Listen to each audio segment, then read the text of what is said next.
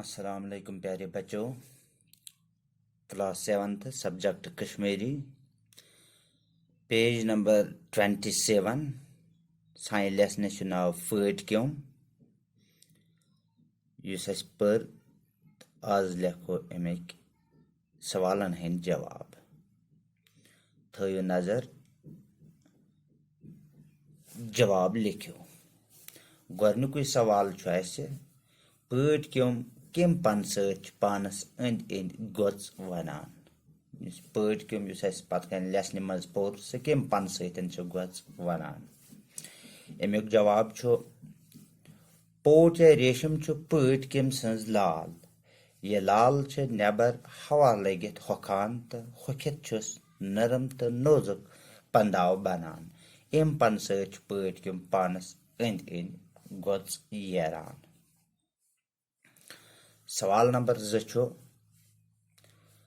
पट कमन हुंद खुराक क्या यानी पट कमन हुंद खुराक क्या क्या खेवान।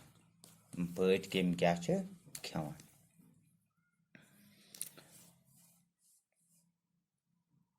कमन हुंद खुराक तुलपन। पट कमन हुंद खुराक तुलपन यानी हम तुलपन खेवान। सवाल नंबर 3 गोच मज नीरित कचन दोहन पोंपर जिंद रोजान। ये गोच मज नबर नारान कचन दोहन रोजान जिंद।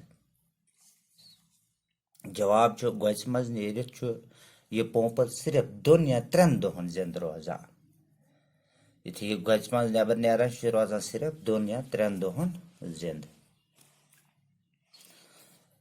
तो ब्याक सवाल सवाल नंबर 4 तुलकुल सटनस पे क्या सरकारन ठाक लोगमुत यानी तुलकुल सटन क्या जुर्म अत क्या सरकारन ठाक लजम। तिकाज रेशम संतस पे सास बदन लूकन हुंद ओजूक पकान। तो तुलकुल इन सनच हज बुनियाद।